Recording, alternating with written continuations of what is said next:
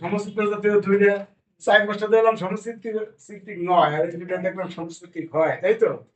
আচ্ছা, আমি এই যে সব জায়গায় করছো, শুধু এই ধরাটা বুঝো দেয়, তাই তো?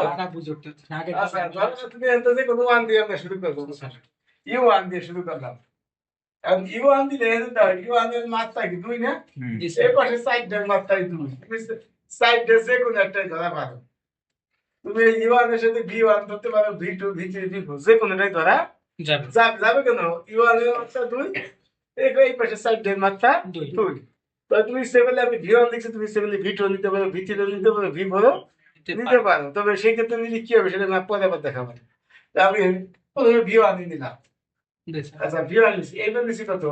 You two, serially U two নিচ্ছি। তো ইউ ওয়ান এর সাথে ইউ টু ধার আছে না? ইউ টু নিচ্ছি, তো এই ইউ ওয়ান এর সাথে ইউ টু ধার আছে। ভি ওয়ান নিলে ভি ওয়ান দিচ্ছি, সুতরাং ইউ টু এমন একটা নেবো যার সাথে ভি ওয়ান এর ধার আছে। ভি ওয়ান এর ধার আছে কার সাথে? ভি ওয়ান এর ধার আছে ভি থ্রির সাথে, ভি ফোর এর সাথে। তো তুমি থ্রি বা ফোর নিবে, ওই আমি ফোর নিচ্ছি, তো থ্রি নিতে পারি। কি কথা বুঝাইতে পারছি? বিষয়টা ক্লিয়ার? আচ্ছা, গেল। এরপরে আমরা আসতেছি ভি ইউ থ্রি। আর ইউ থ্রির সাথে আবার কার ধর? ইউ থ্রির সাথে ইউ ওয়ান এর ধার আছে। আর ইউ ফোর এর তো না, ইউ তারপরে ইউ ওয়ান তো পিছনে পাইছি, ইউ ফোর তো নেই একটা। আচ্ছা তাহলে ওটা ধরে তুললাম নাই। আচ্ছা, ঠিক আছে। তো ইউ থ্রির সাথে ইউ ওয়ান এর ধার আছে, তাই তো? তাহলে গেল আমি এই ইউ ওয়ান এর আমি এই এমন একটা নেবো যাতে ভি ওয়ান এর সাথে ধার আছে। তো ভি ওয়ান এর সাথে ধার আছে কার সাথে?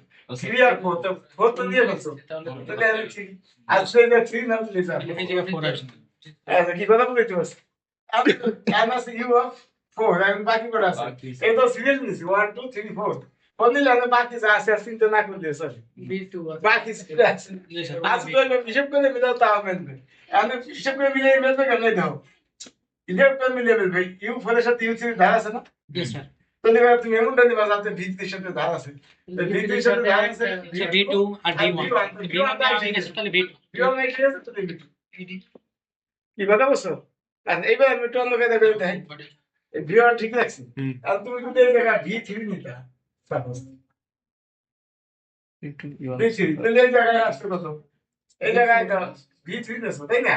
ওয়ান তো টু, এই টুর সাথে ধার আছে, তাহলে করে ওয়ানের সাথে ধার আছে ভি ফোর আর ভি থ্রি, তো থ্রি নিছি। এরপরে কত নি কত আসবে? V4 ভি থ্রির সাথে আমি ফোর এসে গেছে V2 এই কথা বলছো? তাহলে এই জায়গা ওই অনুযায়ী আসবে, তো সবগুলো একই দাও। এই তো সবকটা আসছে কিনা চেক করবা।